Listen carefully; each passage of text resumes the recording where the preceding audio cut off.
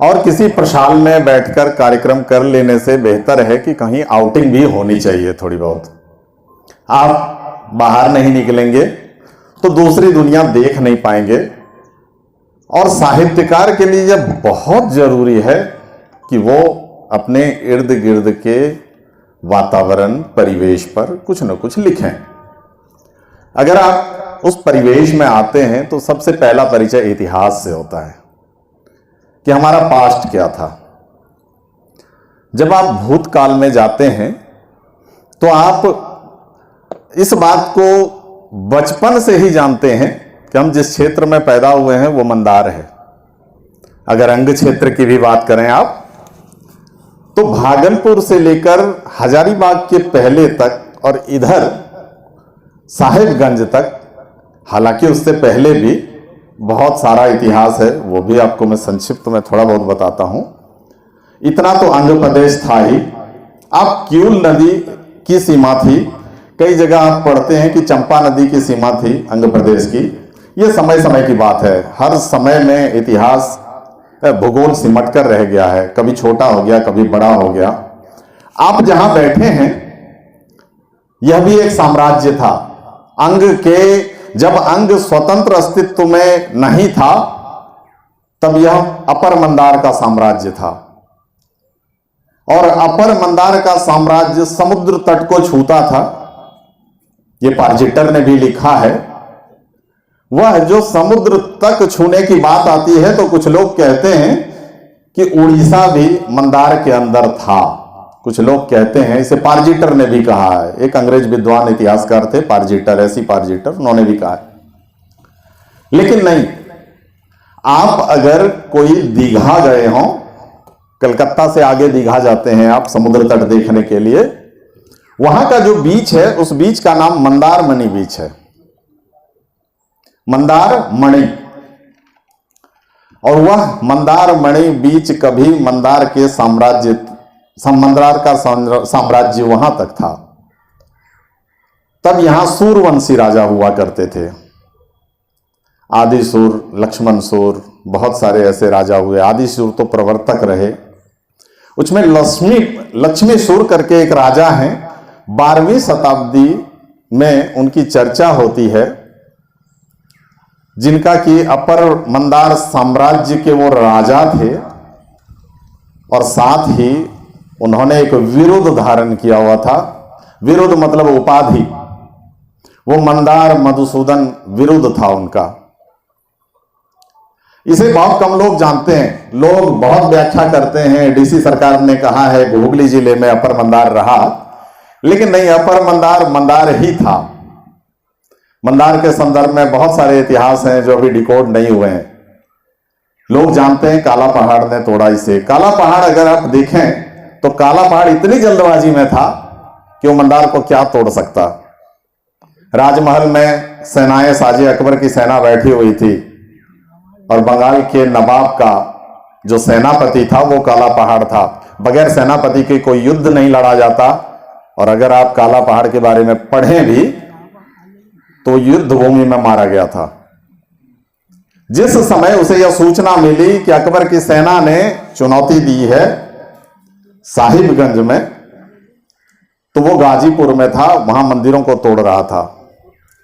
और वो वहां से भागा हुआ पहुंचता है कि युद्ध भूमि बिना सेनापति के सुसज्जित तो होती नहीं। तो काला पहाड़ पहुंचा। यह कम है अनुमान कि काला पहाड़ ने इसे तोड़ा। काला पहाड़ बहुत जल्दबाजी में था, वो तोड़ नहीं पाया। लेकिन इसे नष्ट एक ने नहीं किया, कई लोगों ने किया। उसमें एक की चर्चा होती है, अनंत वर्मन चोटगंगा नामक एक राजा, जो कलिंग का राजा था, अनंत वर्मन। उसने अपने ताम्रलेख में लिखा है कि मैंने मंदार के साम्राज्य को तहस नहस कर दिया है, वहां के मंदिरों को तोड़ दिया है। हम एक काला पहाड़ जानते हैं, लेकिन कई काला पहाड़ इस मंदार में समेटे हुए हैं। आप जहां बैठे हुए हैं इस भूमि पर, यह जो आप अपने बाईं तरफ देख रहे हैं, इसमें आप अगर देखें जिस जगह तार गुजर रही है उस जगह वो जो छेद है उसके नीचे एक शिलालेख है। वह 1599 का शिलालेख है। जिसमें यह चर्चा है कि छत्रपति नामक व्यक्ति ने दुशासन नामक पंडित के साथ में इसकी स्थापना की भगवान मधुसूदन के लिए। मधुसूदन पहले मंदार पर थे, वहां उनका मंदिर जीर्ण शीर्ण हो गया था, तो ला के उनको यहां बिठाया गया और यहीं उनकी पूजा अर्चना बीच में होती थी। अभी भी प्रतिवर्ष 14 जनवरी को भगवान बौंसी से रथ पर चढ़कर, अब तो लोहे का रथ बन गया है, ट्रैक्टर से संचालित होता है, पहले वो हाथी पर चढ़ के आते थे। एक बार हाथी उन्मत्त हो गया, उसके बाद किसी ने साहस नहीं किया कि इनको ले जाएं, तो अब रथ पर ही सवार करके उनको यहां लाया जाता है, यहां रखा जाता है। लगभग 2-3 घंटे वो यहां रहते हैं, फिर जाते हैं। साल भर में वो 3 ही बार निकलते हैं और सबसे लंबी दूरी की यात्रा उनकी मंदार की ही होती है, जो मकर संक्रांति को होती है। 14 जनवरी नहीं, किसी साल 15 जनवरी भी पड़ता है, तो उस दिन भगवान यहां तक आते हैं। चैतन्य महाप्रभु को कौन नहीं जानता? वैष्णव संप्रदाय के, गौड़ी संप्रदाय के वो प्रवर्तक ही हैं। जब चैतन्य महाप्रभु यहां आए तो इसी जगह पर आए, और वो सामने जो छोटा वाला मंदिर है वो चैतन्य महाप्रभु की स्मृति में यहां स्थापित किया गया है। यह जो पत्थर का मकान देख रहे हैं आप, वो चोल राजा ने बनवाया है। इस मकान को लेकर बहुत सारे लोग, वैसे इस जगह का नाम अब अवंतिका नाथ रख दिया गया है, यह अंतिक नाथ है, अवंतिका नाथ नहीं। इसकी जानकारी सिर्फ फ्रांसिस बुकनन देते हैं, और फ्रांसिस बुकनन कहते हैं कि यहां अंतिक नाथ के शिष्य रहते हैं और उनकी समाधि भी है। अंतिक नाथ की समाधि थी, ये कंस्ट्रक्शन में उसको तोड़ दिया गया ज्ञानता में, जबकि मैंने पहले भी ठेकेदार को बता दिया था, फिर भी वो तोड़ दिया गया। यह जो जहां अभी आपका भोजन बन रहा है, उस तरफ में आप देखेंगे एक छोटा सा दरवाजा है, उस तरफ बाहर निकलने के लिए। आप इधर से भी जाएंगे तो एंट्री का गेट वो भी है, लेकिन अभी गंदा पड़ा हुआ है शायद उस जगह। उसी जगह उनकी समाधि थी, उस समाधि को उखाड़ दिया गया, नष्ट कर दिया गया। ठेकेदार को पता नहीं होता नाथ कौन है, इतिहास क्या है, उसको इससे क्या लेना देना है। वो सिर्फ इतना जानता है कि इसे मुझे तोड़ना है तो तोड़ दो, इसे ठीक करना है, सीधा करना है तो कर दो, बाकी वो किसी से सलाह नहीं लेता। यहां जहां आप बैठे हुए हैं, इस जगह शिवलिंग भी बहुत आयत में है, वो ओपन, आगे ओपन में, और जस्ट सड़क के इस पार लखदीपा मंदिर है। आपने नाम बहुत सुना होगा। हम लोग दीपावली के अवसर पर यहां दीप प्रज्वलन करते हैं। कभी यहां दीपावली के अवसर पर लाखों दीप प्रज्वलित होते थे, और नियम था कि एक व्यक्ति एक ही दीप जलाएगा। आप समझ सकते हैं यहां की जनसंख्या क्या रही होगी। ये पूरा क्षेत्र जो आप इधर का देख रहे हैं और इधर का देख रहे हैं, अभी भी मृदभांड बहुत आयत में मिलते हैं। उनके द्वारा यूज किए गए मिट्टी के बर्तन बहुत आयत में मिलते हैं।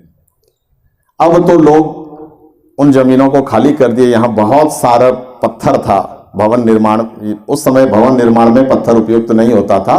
राजा और देवता दो के ही मकान में पत्थर लगता था। अब तो आप भी अपने घरों में टाइल्स मार्बल लगवा लेते हैं, नहीं लगना चाहिए वास्तु के अनुसार।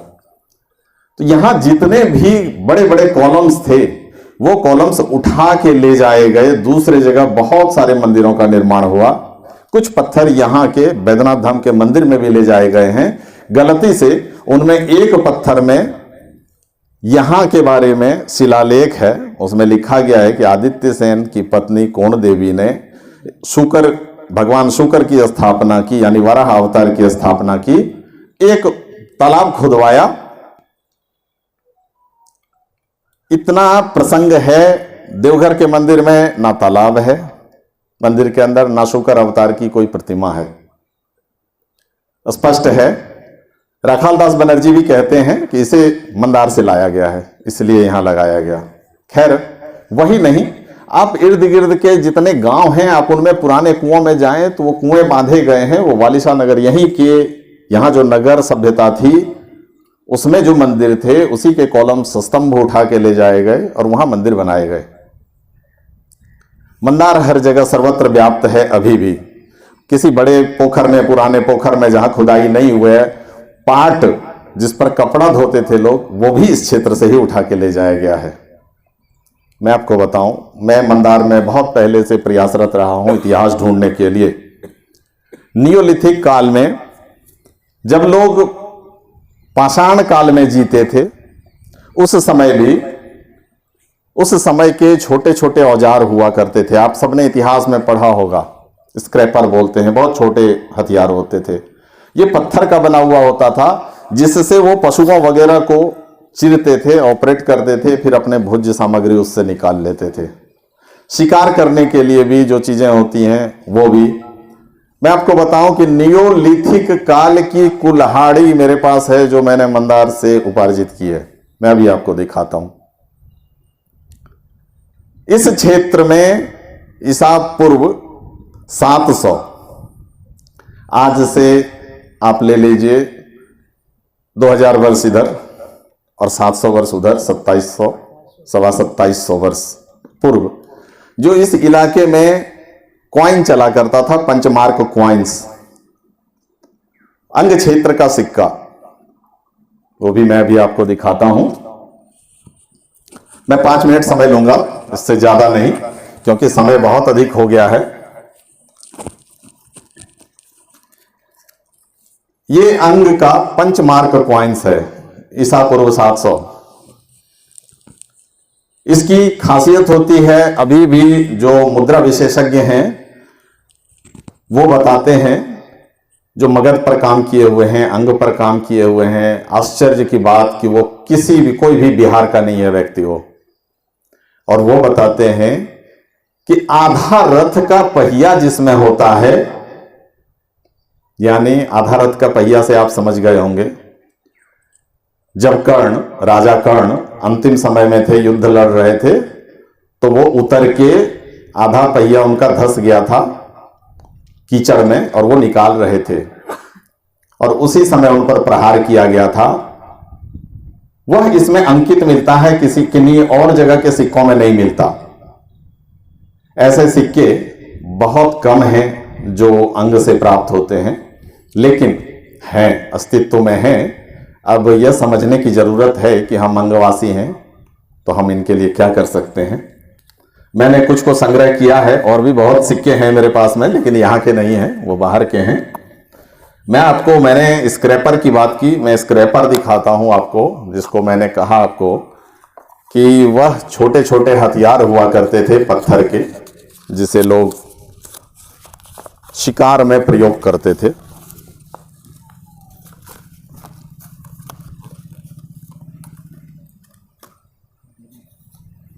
एक यह स्क्रैपर है। मैं इसलिए नहीं दिखा रहा हूं कि आप मंदार क्षेत्र में हैं, मैं इसलिए भी दिखा रहा हूं, अगर आपको कभी मौका मिले और आपके क्षेत्र में भी ऐसे पत्थर हों, तो आप उसे जरूर रखें। इस पत्थर का ये जो हिस्सा है आगे का, जिसे मैं उंगली से टच कर रहा हूं, अगर आप किसी को थोड़ा सा दबा के खींच लें तो उसकी चमड़ी उधड़ जाएगी। देखिए नवीन जी, आपके विभाग का है।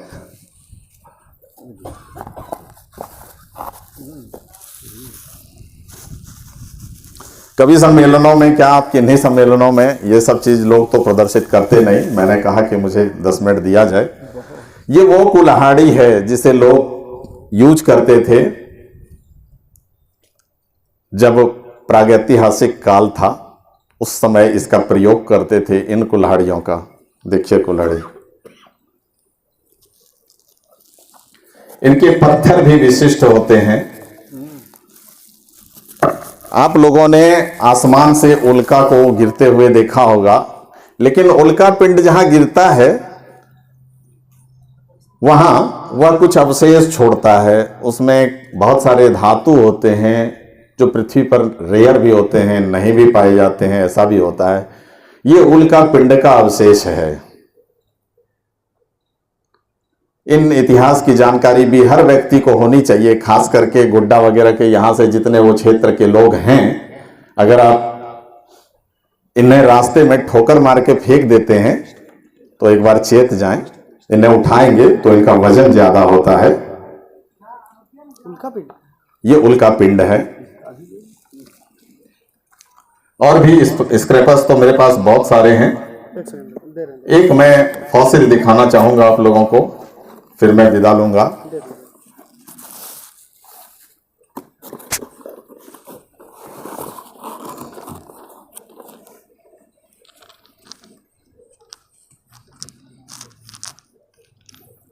ये सारे जो मेरे हाथ में हैं कुछ जलीय जीवों के फॉसिल्स हैं। पत्थर सा लगता है। जी हाँ, ये पत्थर हो जाता है, फॉसिल तो पत्थर को ही कह देते हैं। एक ये वृक्ष का फॉसिल्स है। आप अगर कोई गए होंगे साहिबगंज, पाकुड़ वगैरह पहाड़ पर, तो आप देख पा रहे होंगे इनको। जी, ये बहुत सारी जगह, आप अगर भागलपुर बॉटनी डिपार्टमेंट में भी जाएंगे तो ये फॉसिल्स है, ये पेड़ का फॉसिल्स है, आप देख सकते हैं। मेला लगता है ना ये मंदार वह क्षेत्र है जहां से कहा जाता है कि सभ्यताएं पनपी हैं। वैसे लोग तो विभिन्न क्षेत्रों को पहले बताया करते थे। अब आप पढ़ते हैं नए रिसर्च में, जो 27 वर्ष में एक रिसर्च हुआ और दुनिया के बहुत सारे यूनिवर्सिटीज के विद्वान थे उसमें, और पेंसिल्वेनिया यूनिवर्सिटी के तत्वावधान में हुआ। उसमें बताया गया कि छोटा नागपुर का जो क्षेत्र है, यहीं से सभ्यताएं पनपी। संपूर्ण समुद्र में से जब कोई एक जगह नीचे जमीन निकली, वो छोटा नागपुर था। और आप अपने धर्मशास्त्रों में पढ़ते हैं कि समुद्र मंथन यहीं से हुआ। आप उसमें से सामने देखिए तो आपको कुछ पता चलेगा कि आखिर ऐसा क्यों है।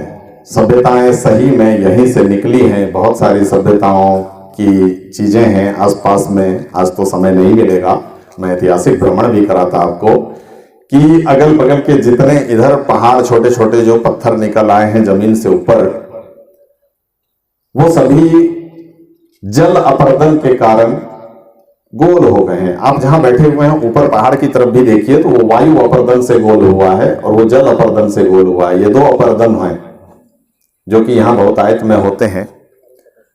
जब मनुष्य नहीं था तब भी तेज हवाएं चला करती थी, बारिश बहुत तेज होती थी, और समुद्र था। समुद्र जब भी पत्थर से आके रगड़ मारता है तो उसके नुकीलेपन को पत्थर खो देता है। खैर, अब मैं अपने ऐतिहासिक यात्रा को विराम देना चाहूंगा। कहने को तो बहुत सारी बातें हैं, की ओर पापरनी के पूरब से लेकिन आई है, उत्तर की ओर उस सड़क में चलते रहिए। समय को भी देखना होता है, फिर कभी इतिहास से रूबरू होंगे। हमारे लक्ष्मण मंडल जी, आदरणीय लक्ष्मण मंडल जी बार बार कहते रहते हैं कि मैं आपका इतिहास पढ़ता हूँ। हाँ। और बहुत सारी पत्र पत्रिका स्मारिकाओं में मेरा इतिहास मनन चलता रहता है। मैं चाहता हूं कि हर व्यक्ति इतिहास के प्रति अवेयर हो। तो आप अगर इतिहास के प्रति अवेयर होते हैं तो अपना इतिहास दूसरों को बता सकते हैं। अगर आपका इतिहास नहीं है तो आप वैचारिक रूप से शून्य व्यक्ति हैं। इसीलिए एक हर साहित्यकार को इतिहासकार होना ही चाहिए, चाहे उन्होंने वो कालिदास रहे, उन्होंने भी इतिहास ही लिखा, आप जिसे काव्य के रूप में पढ़ते हैं। बहुत सारी चीजें, बहुत सारे ऐतिहासिक स्रोत वहां से भी निकलते हैं। महर्षि वाल्मीकि ने जो लिखा, महर्षि व्यास ने लिखा, उनसे भी आज हम इतिहास ढूंढते हैं। और ऐसे ही हर साहित्यकार का फर्ज होता है कि वो अपने इतिहास के प्रति बहुत अवेयर रहे, बहुत जागरूक रहे। धन्यवाद। अब मैं वापस श्री नवीन जी को सौंपता हूं मंच।